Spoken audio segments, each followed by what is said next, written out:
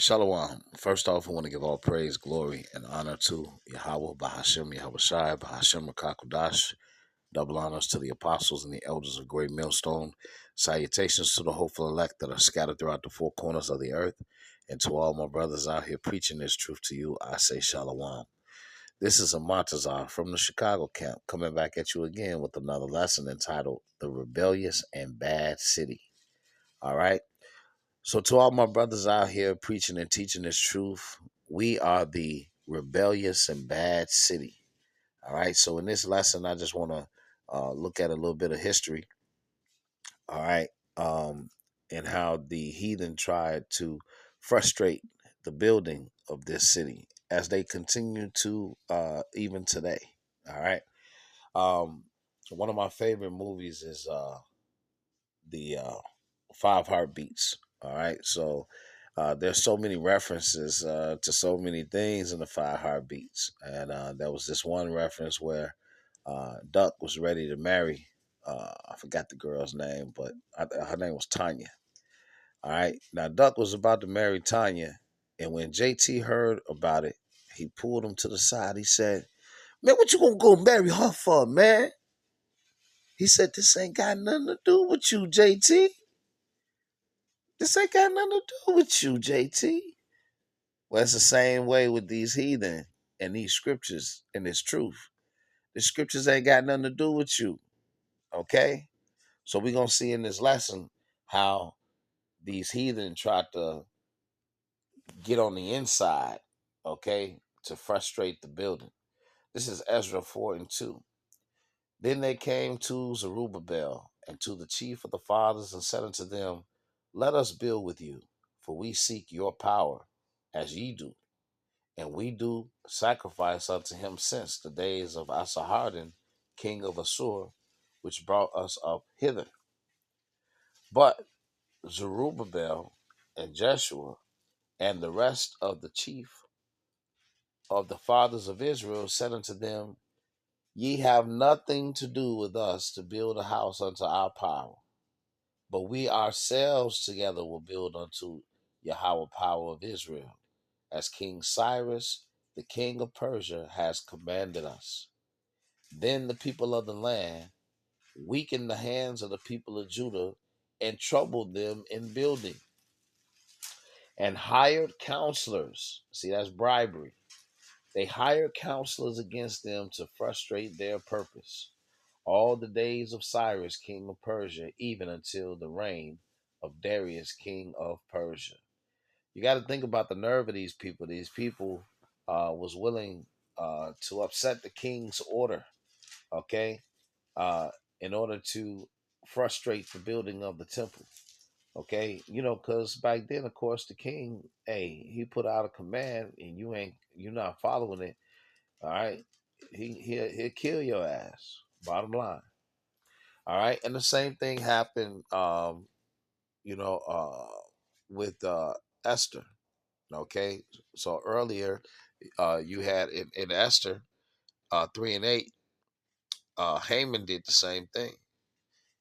Verse 8, Esther 3 and 8. And Haman said unto King Ahasuerus, There is a certain people scattered abroad and dispersed among the people in all the provinces of thy kingdom, and their laws are diverse from all people, neither keep they the king's laws. Therefore, it is not for the king's profit to suffer them. Okay? So Haman was trying to get the Jews executed. Okay? So let's go to Ezra 4 and 12. So we'll read 12 through 24. Let's look at the letter. Okay? Ezra 4 and 12. Let's look at the letter. All right. Ezra 4 and 12. Be it known unto the king that the Jews which came up from thee to us are come unto Jerusalem, building that rebellious and that bad city. All right. And that bad goes into wicked. And have set up the walls thereof and joined the foundations. Be it known unto the king that if this city be builded and the wall set up again, then will they not pay toll, tribute, and custom, and so thou shalt endamage the revenue of the kings. Now, because we have maintenance from the king's palace, and it was not meet for us to see the king's dishonor. Therefore have we sent and certified the king, that search may be made in the book of the records of thy fathers, so shalt thou find in the book of the records, and know that this city is a rebellious city, and hurtful unto kings and provinces, and that they have moved sedition within the same of old time, for which cause was this city destroyed.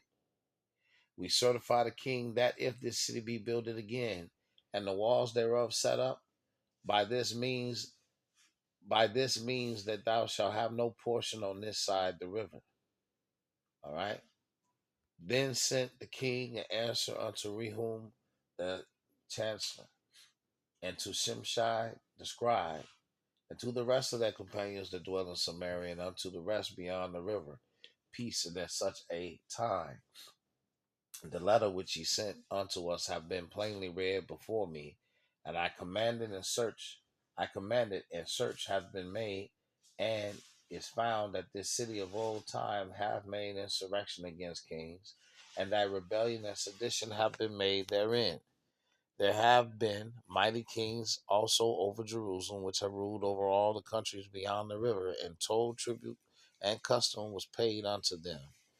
Give ye now commandment to cause these men to cease, and that this city be not builded until another commandment shall be given from me. Take heed now that ye fail not to do this. Why should damage grow to the hurt of the kings? All right. All right. Now, when the copy of King Artaxerxes' letter was read before Rehum and Shimshai the scribe and their companions, they went up in haste to Jerusalem unto the Jews and made them to cease by force and power. Then ceased the work of the house of the Most High, which is at Jerusalem. So it ceased until the second year of the reign of Darius, king of Persia. All right. So there you have it. Just a little bit of history. All right. So, I went on Chat GTP just to get the chronological breakdown of the return of the temple building. All right. And so I'm here sharing this with you. And of course, these are the secular dates. Okay. 539 BC, Babylon falls to the Persians under Cyrus the Great. You can find that in Daniel, the 5th chapter. Okay. All right. First return and decree to rebuild under Cyrus. So around 538 BC, Cyrus issues a decree allowing the Jews to return and build the temple in Jerusalem.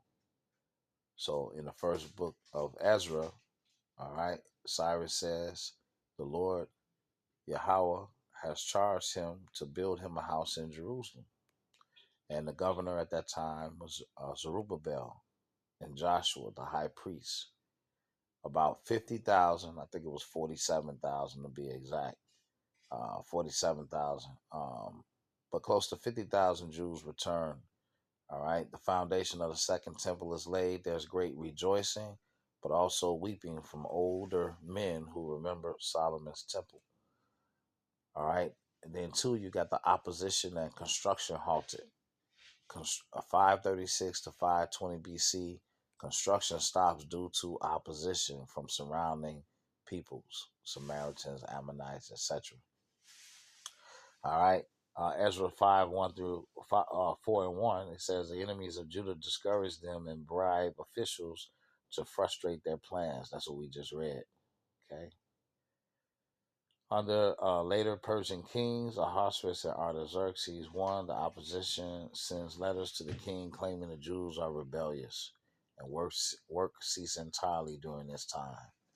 All right, so there was about a 16 years of inactivity or gap. Prophets arise, Haggai and Zechariah. 520 BC, prophets Haggai and Zechariah are raised up by the Most High to stir the people to resume building. Okay, so you see that, and decree reconfirmed under Darius. All right, the regional governor requests the rebuilding and writes to King Darius. Darius searches the archives and finds Cyrus' original decree. Now, this one it got really good because when Darius gave that decree, um, he had them paying the tribute that was supposed to come to the king to the to the building of the temple. So he was like, the money you was gonna give to the king, give it to them. So that he just made it worse for him, boy. Completion of the temple. The second temple is completed. Ezra 6 and 15. Okay, this was exactly 70 years after the destruction of the first temple. All right, and so then here we look at the summary table. All right, you can get a lot of good stuff out of Chat GTP. Okay, all right. So continuing on, just showing a little bit of that history. This is Psalms 2:1. It says, "Why do the heathen rage and the people imagine a vain thing? The kings of the earth set themselves, and the rulers take counsel together against Yahweh and against his anointed, saying, Let us break their bands asunder and cast away their cords from us. He that sitteth in the heavens shall laugh. The Lord shall have them in derision. Then shall he speak unto them in his wrath and vex them in his sore displeasure."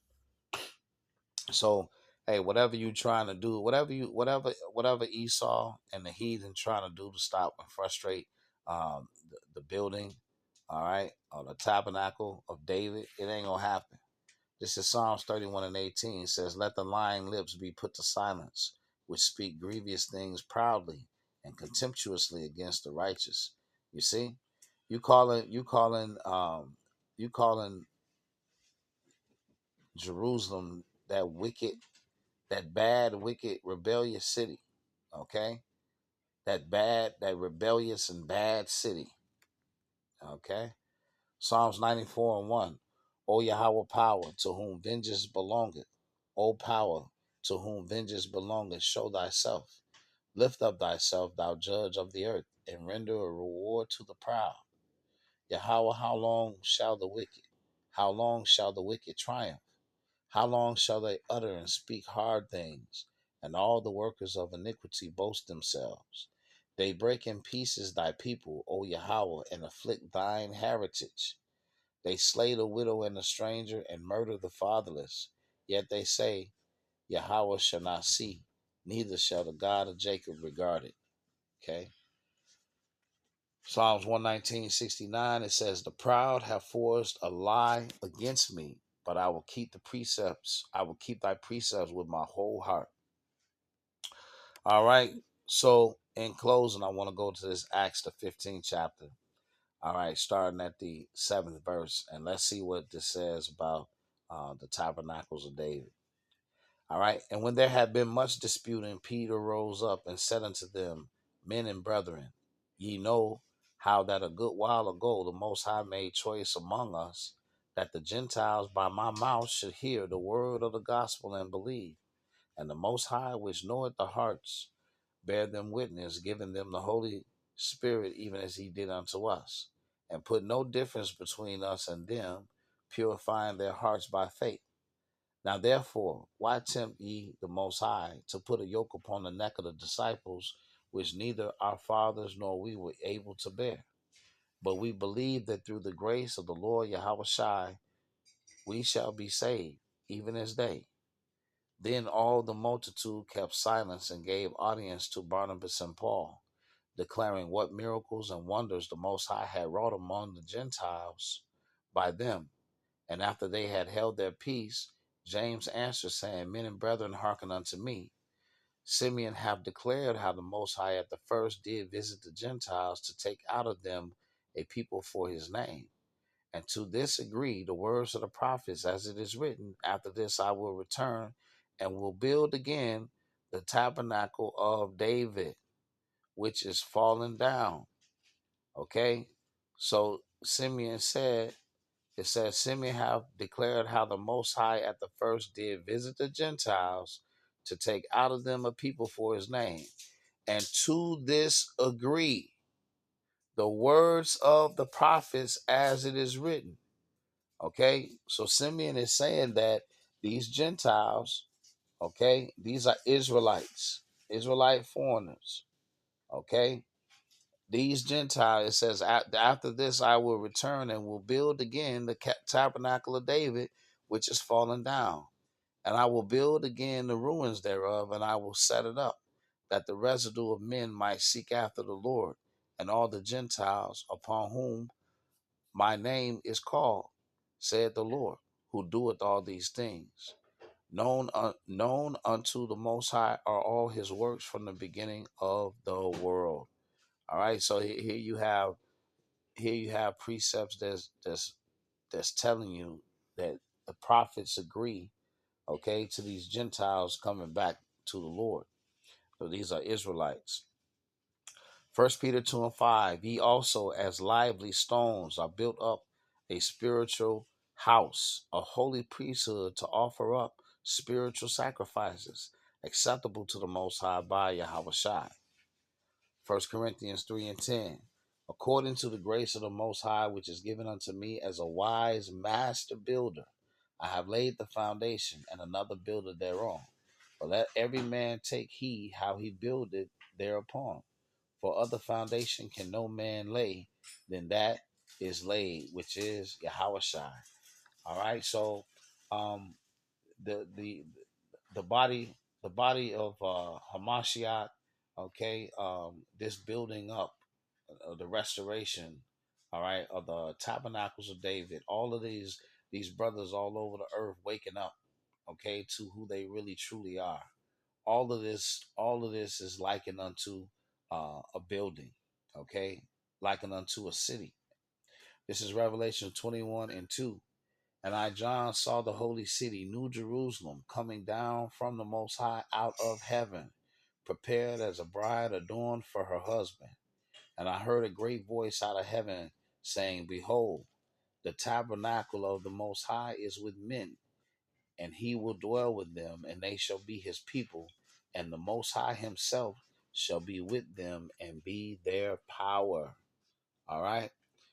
Okay, so this is just a quick lesson in regards to the rebellious and bad city. Okay, so that's who we are. We're the rebellious and bad city.